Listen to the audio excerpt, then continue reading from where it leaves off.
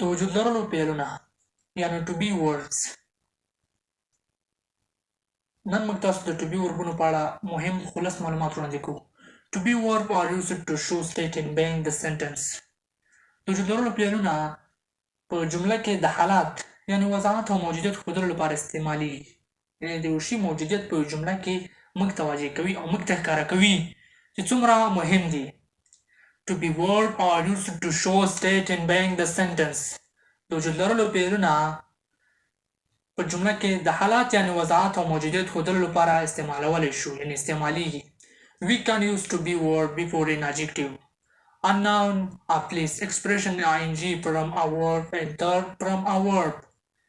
د وجود لرلو فعلونه موږ د صفات اسم، د وخت اصطلاح، د ځای اصطلاح، د فعل شکل او د فعل دریم شکل څخه د مخه استعمالولی شو.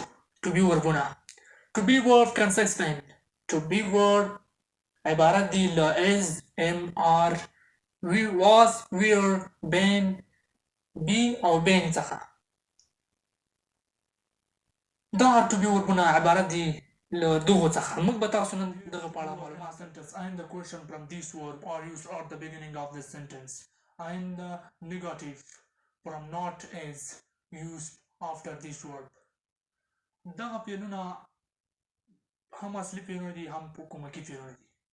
که چیرې د جملې په سوالیه شکل کې موجوده وي نو دغه فعلونه په سر کې راځي او که چیرې یوه جمله منفي وي نو دغه فعلونو څخه وروسته د ناټ کلمه علاوه کیږي.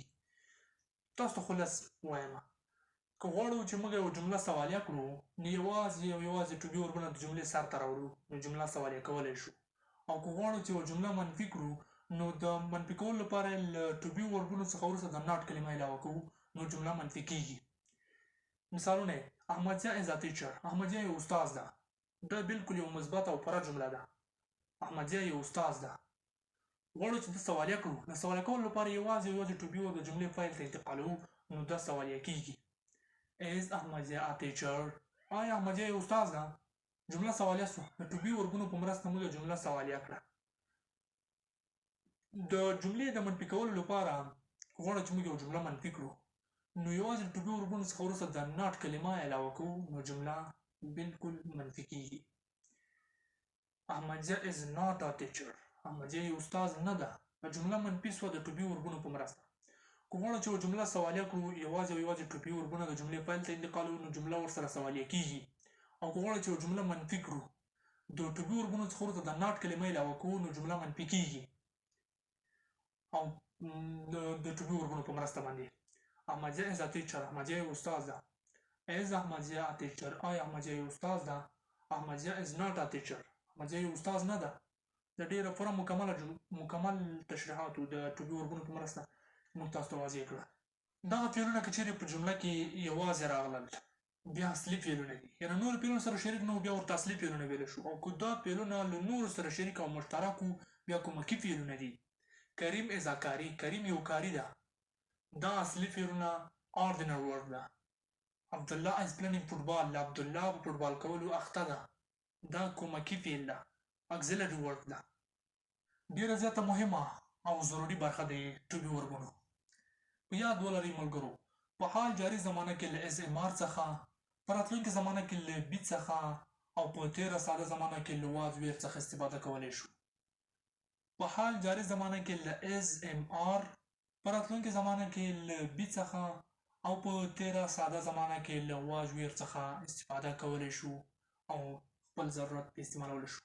په یاد ولرئ زه ځینې مثالونه تاسو ته دلته تشریح کوم. I am working نو زه اوس کار کوم. زه اوس کار کوم. دا حال جاري زمانه ده یعنې اوس روانه ده. I am working نو زه اوس کار کوم. دا حال جاري زمانې جمله ده. He was studying the book. هغه کتاب ویلی و. دا تېره ساده زمانه ده. دا تېره ساده زمانه ده. He was studying the book. He was studying the book. هغه کتاب ویلی و. دا تېره ساده زمانه ده. I will be going to Kabul. I will be going to Kabul. زه به کابل ته ځم.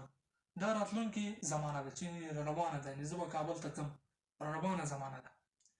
هغه ډېر زیات مهم ضروري او یو شمېر اړین معلوماتو چې موږ تاسو ته واضح کړل تاسو پریکټیس وکړئ او زده یې کړئ او مخکې لاړ شئ.